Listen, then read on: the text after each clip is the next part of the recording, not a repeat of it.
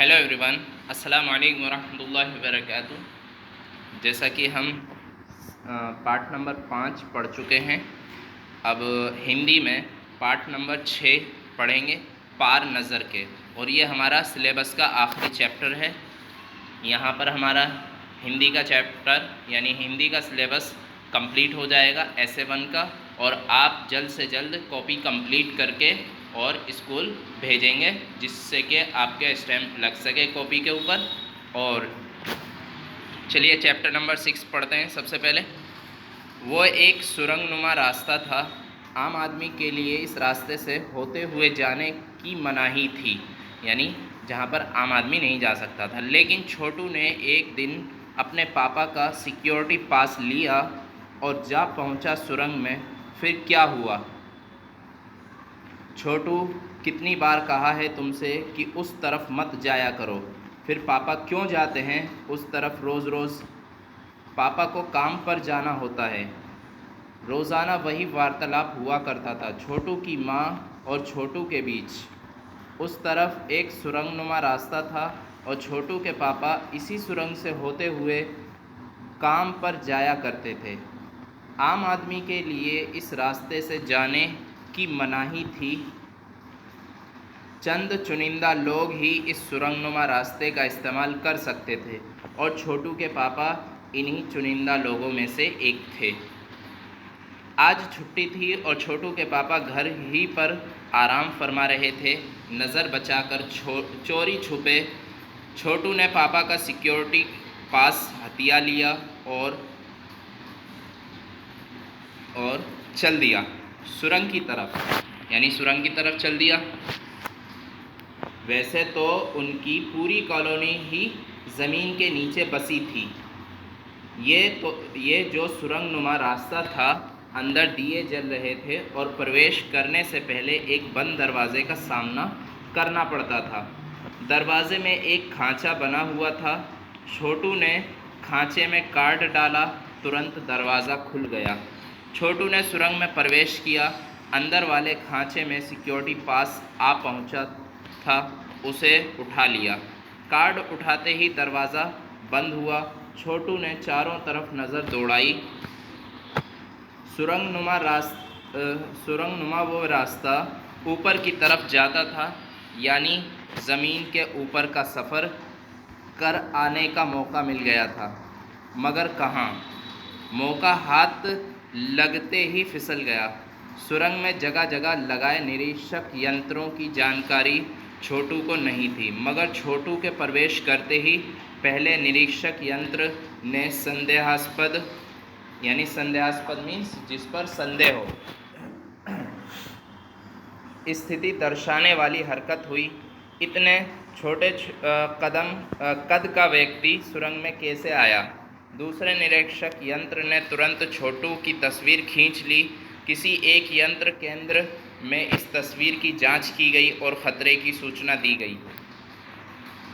इन सारी गतिविधियों से अनजान छोटू आगे बढ़ रहा था, तभी जाने कहाँ से सिपाही दौड़े चले आए।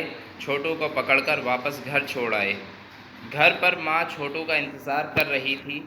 बस अब छोटू की खैरियत ना थी। छोटू के पापा ना होते तो छोटू का बचना मुश्किल था। छोड़ो भी, मैं इसे समझा दूंगा सब, फिर वो ऐसी गलती कभी नहीं करेगा। पापा ने छोटू को बचा लिया। बोले, छोटू, मैं जहाँ काम करता हूँ ना, वह क्षेत्र ज़मीन से ऊपर है, यानी ज़मीन से ऊपर है। आम आदमी वहाँ नहीं जा सकता क्योंकि वहाँ के माहौल में जी नहीं सकता। तो फिर आप कैसे जाते हैं वहाँ?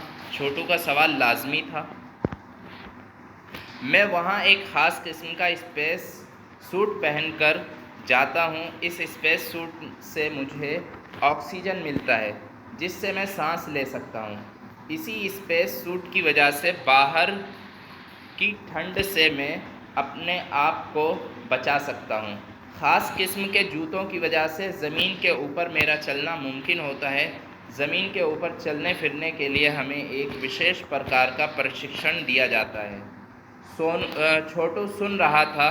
पापा आगे बताने लगे, एक समय था जब अपने मंगल ग्रह पर सभी लोग ज़मीन के ऊपर ही रहते थे, बग़ैर किसी तरह के यंत्र की मदद के बग़ैर।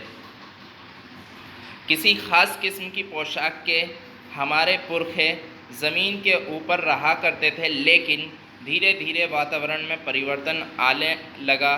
कई तरह के जीव धरती पर रहा करते थे, एक के बाद एक सब मरने लगे। इस परिवर्तन की जड़ में था सूरज में हुआ परिवर्तन।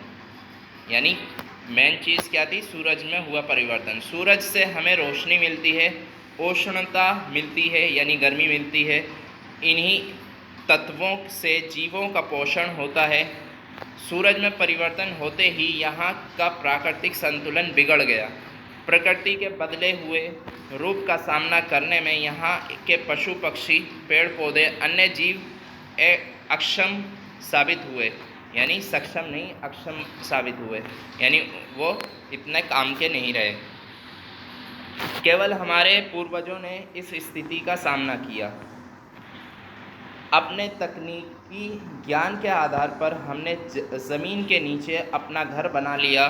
ज़मीन के ऊपर लगे विभिन्न यंत्रों के सहारे हम सूर्य शक्ति, सूरज की रोशनी और गर्मी का इस्तेमाल करते आ रहे हैं। इन्हीं यंत्रों के सहारे हम यहाँ ज़मीन के नीचे जी रहे हैं। यंत्र सुचारू रूप से चलते रहें, इसके लिए बड़ी सतर्कता बरतनी पड़ती है। मुझ जैसे कुछ चुनिंदा लोग इन्हीं यंत्रों का ध्यान रखते हैं। बड़ा हो जाऊंगा तो मैं भी यही काम करूंगा, छोटू ने अपनी मंशा जाहिर की। बिल्कुल, मगर उसके लिए खूब पढ़ना होगा, माँ और पापा की बात सुननी होगी, माँ ने कहा। दूसरे दिन छोटू के पापा काम पर चले गए। देखा तो कंट्रोल रूम का वातावरण बदला बदला सा था। शिफ्ट ख़त्म कर घर जा रहे स्टाफ के प्रमुख ने टीवी स्क्रीन की तरफ इशारा किया। स्क्रीन पर एक बिंदु झलक रहा था।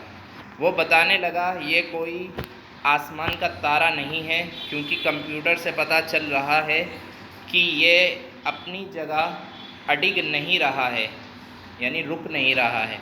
पिछले कुछ घंटों के दौरान इसने अपनी जगह बदली है।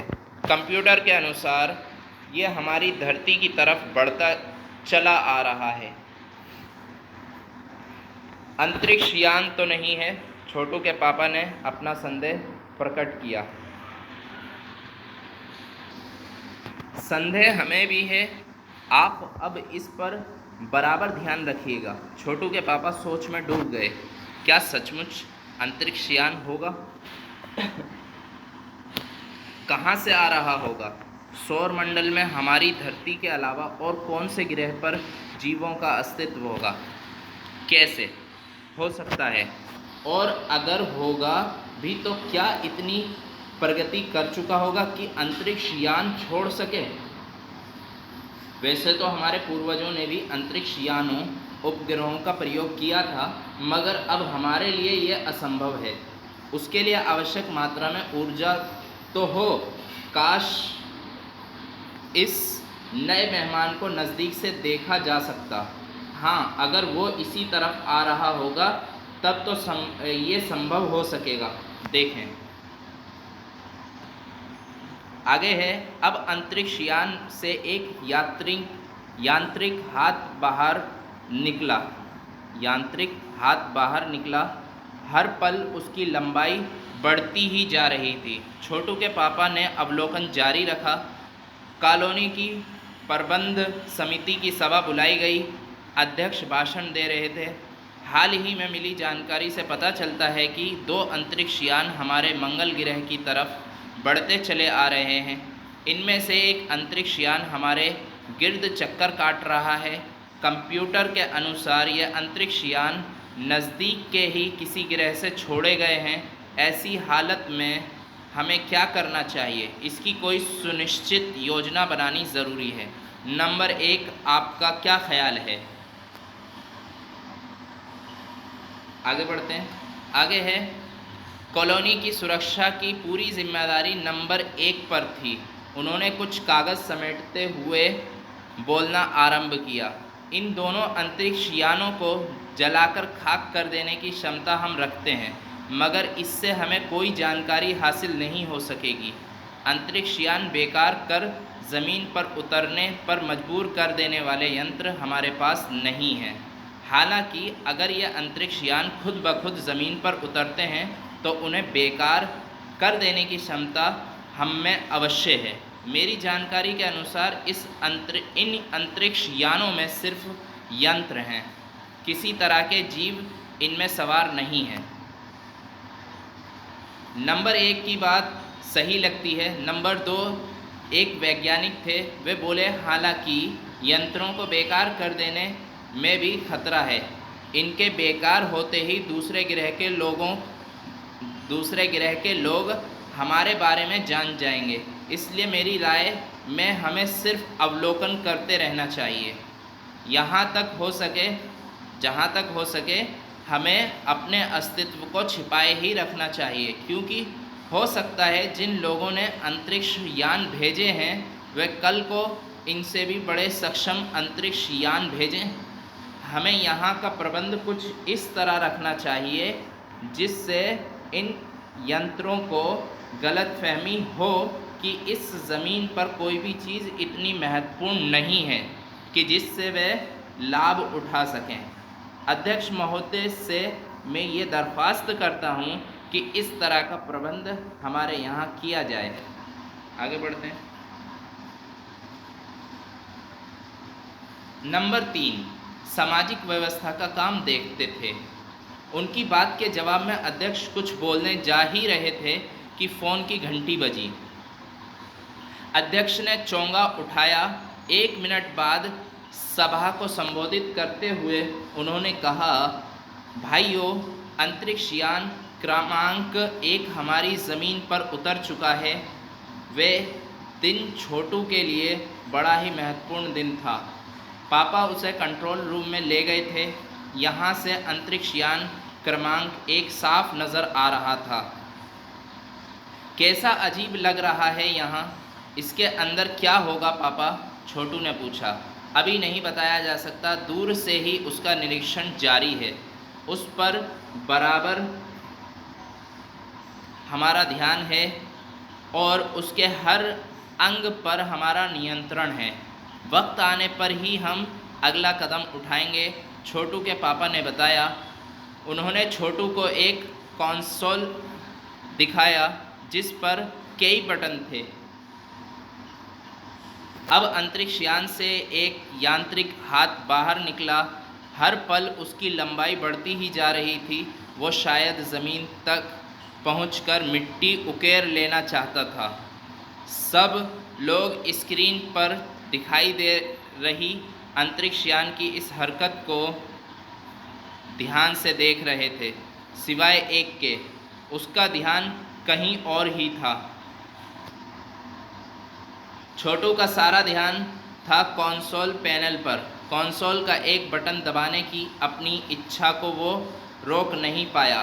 वो लाल लाल बटन उसे बार बार बस अपनी तरफ खींच रहा था, यानी बेबस करना, यानी बस वो चाहता था कि बस किसी तरह इस बटन को दबा दूं। बरबस कर रहा था, वो अपनी तरफ को खींच रहा था। और सहसा खतरे की घंटी बजी। सबकी निगाहें कंसोल की तरफ मुड़ी। पापा ने छोटू को अपनी तरफ खींचते हुए एक झापड़ रसीद कर दिया और लाल बटन को पूर्व स्थिति में ला रखा। मगर उस तरफ अब अंतरिक्ष यान के उस यांत्रिक हाथ की हरकत सहसा रुक गई थी। यंत्र बेकार हो गया था। उधर पृथ्वी पर national aeronautics and space administration NASA द्वारा प्रस्तुत वक्तव्य ने सबका ध्यान अपनी तरफ आकर्षित कर लिया। मंगल की धरती पर उतरा हुआ अंतरिक्ष यान वाइकिंग अपना निर्धारित कार्य कर रहा है। हालांकि किसी अज्ञात कारणवश अंतरिक्ष यान का यांत्रिक हाथ बेकार हो गया है। यानी अज्ञात कारणवश, यानी जिसको अभी ज्ञात नहीं किया जा सका है, जिसकी वजह से अंतरिक्ष यान का यांत्रिक हाथ बेकार हो गया। ठीक है। नासा के तकनीशियन इस बारे में जांच कर रहे हैं। इस यांत्रिक हाथ को दुरुस्त करने के प्रयास भी जारी हैं। इसके कुछ ही दिनों बाद पृथ्वी के सभी प्रमुख अखबारों ने छापा। नासा के तकनीशियनों को रिमोट कंट्रोल के सहारे वाइकिंग को दुरुस्त करने में सफलता मिली है। यांत्रिक हाथ ने अब मंगल की मिट्टी के विभिन्न नमूने इकट्ठे करने का काम आरंभ कर दिया। पृथ्वी के वैज्ञानिक मंगल की इस मिट्टी का अध्ययन करने के लिए बड़े उत्सुक थे। उन्हें उम्मीद थी कि इस मिट्टी के अध्ययन से इस बात का पता लगाया जा सकेगा कि क्या मंगल ग्रह पर भी पृथ्वी की तरह जीव सृष्टि का अस्तित्व है। ये प्रश्न आज भी एक रहस्य है।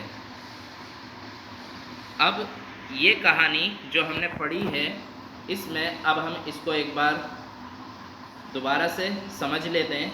ये कहानी कहाँ की है? मंगल ग्रह की है, यानी एक कल्पना के आधार पर है। छोटू क्या है? सिर्फ एक कल्पना की गई है कि भाई कोई छोटू है, बट ये क्या है, हम जिन्हें एलियन के नाम से जानते हैं, अक्सर लोग एलियन कहते हैं, यानी दूसरे ग्रह पर रहने वाले लोग।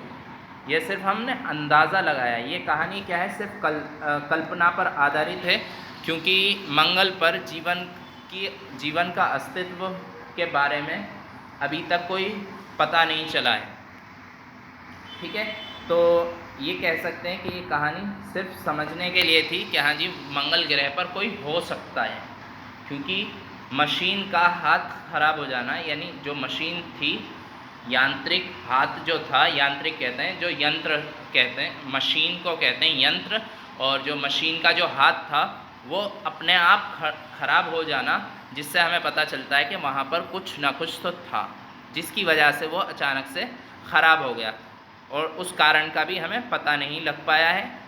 इसलिए हम कह सकते हैं वहाँ पर हो सकता है कुछ लोग रहते हों जो हमसे छुपे हों और हमें आज तक दिखाई ना दिए हों। क्योंकि मंगल ग्रह पर हमारे यहाँ से, यानी पृथ्वी से, मंगल क्या है? एक ग्रह है। हमने पढ़ा साइंस में, सोशल साइंस में, ज्योग्राफी में हमने पढ़ा था कि हमारे कितने ग्रह हैं? 8 ग्रह हैं, जिसमें से एक मंगल ग्रह है। और हम अब यहीं पर इसको समाप्त करते हैं, यानी फिनिश करते हैं चैप्टर को। और इसके जो क्वेश्चन आंसर हैं मैं आपको PDF में भेज दूँगा, और कहानी से आगे आप सभी चीज़ें उसी में देखेंगे PDF में। मिलते हैं नेक्स्ट वीडियो में। अस्सलाम वालेकुम।